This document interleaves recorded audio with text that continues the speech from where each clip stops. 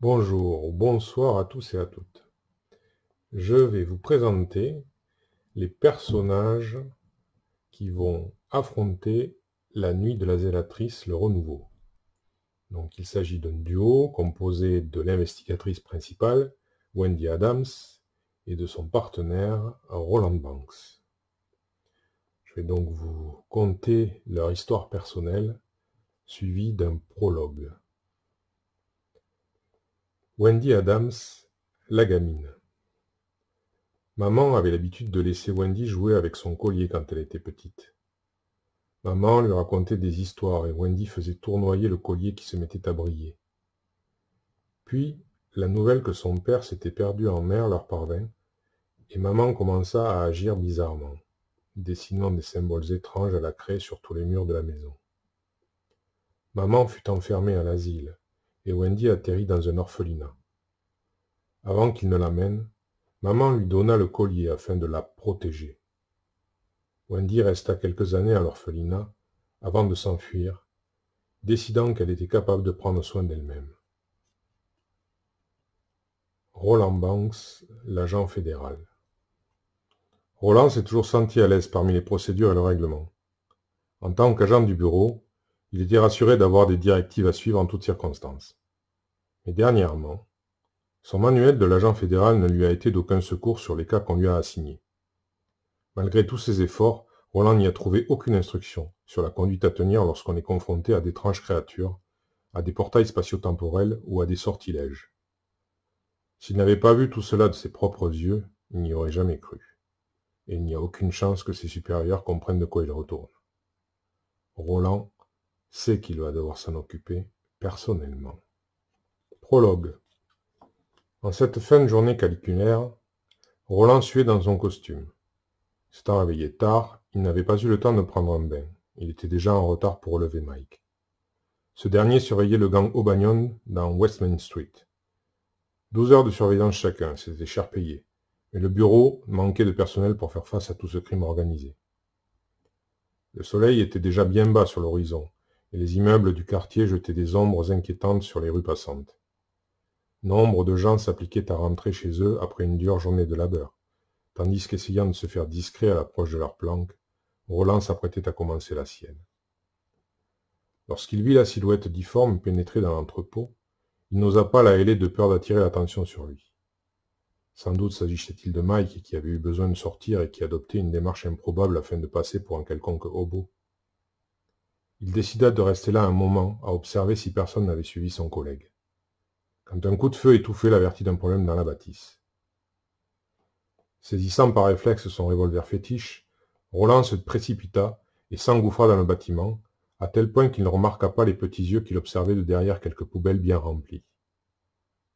Il ne remarqua pas non plus que celui ou celle à qui ils appartenaient lui emboîtait le pas tout en serrant fort un surprenant pendentif. Là, devant la fenêtre du premier étage qui leur servait de point d'observation, la chaise était renversée. La flasque de whisky de Mike dégueulait son contenu sur le sol, et son propriétaire était étendu à côté, l'arme à la main.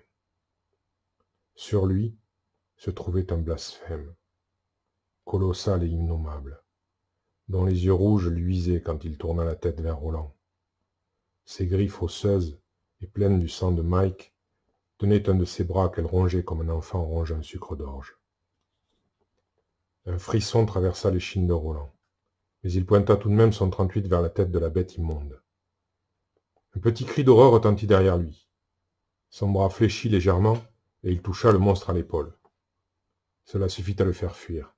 Tel un démon, la créature sauta sur les caisses entreposées çà et là, pour atteindre les poutrelles de soutènement. Puis elle disparut en un rien de temps par la lucarne brisée du toit. Les quelques tirs répétés de Roland n'y changèrent rien, et il reporta alors son attention sur l'origine du cri qui l'avait déstabilisé, braquant son arme. Dans la pénombre, une petite fille, seule et abandonnée, se tenait les jambes, appuyée contre le mur de l'entrée.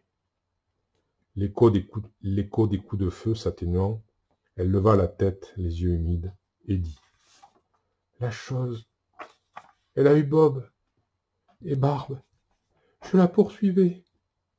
Vous auriez dû la tuer. Une chose, effectivement. Encore une à qui on ne pouvait donner de nom, comme celle qui envahissait ses cauchemars depuis cette lecture de cet ouvrage impie. Il avait essayé d'oublier cette troublante enquête, mais il avait parfois l'impression que tout le monde était après lui. L'agitation extérieure n'échappa pas à Roland, qui sortit de sa rêverie et réfléchit à toute vitesse. Il savait qu'on ne le croirait pas au bureau, comme on ne l'avait pas cru pour le reste. « Écoute, petite, chaque chose en son temps. Ça ne m'échappera pas à chaque fois, je te le jure. Mais là, j'ai des choses urgentes à régler, alors aide-moi. Dis-moi si du monde se pointe. » Tandis que Wendy s'exécutait, obéissant sagement à l'autorité naturelle de cet homme rassurant, Roland fit méthodiquement disparaître les traces de leur surveillance et tout ce qui permettrait de relier le cadavre au bureau. Le soleil s'étant couché, le manteau de la nuit les recouvrit d'un voile salvateur qui leur permit de quitter cette inoubliable scène. Durant ces quelques jours passés ensemble, Roland et Wendy avaient appris à mieux se connaître. Roland représentait pour Wendy la figure du père disparu prématurément, tandis qu'il trouvait en elle une volonté farouche de survivre aux événements qui frappaient la ville. Tout ce que son règlement ne lui apporterait pas face à une telle situation. Ce soir-là, comme à l'accoutumée, il s'était retrouvé dans la maison où Wendy s'était installée. Une demeure qui avait appartenu à sa mère et qui était laissée à l'abandon depuis son internement. Les services sociaux avaient bien essayé de l'y trouver, mais connaissant bien les recoins du lieu, Wendy leur avait toujours échappé. Roland et elle passaient le plus clair de leur temps dans l'étude, à compulser les documents qu'ils avaient tous deux réunis ces derniers jours.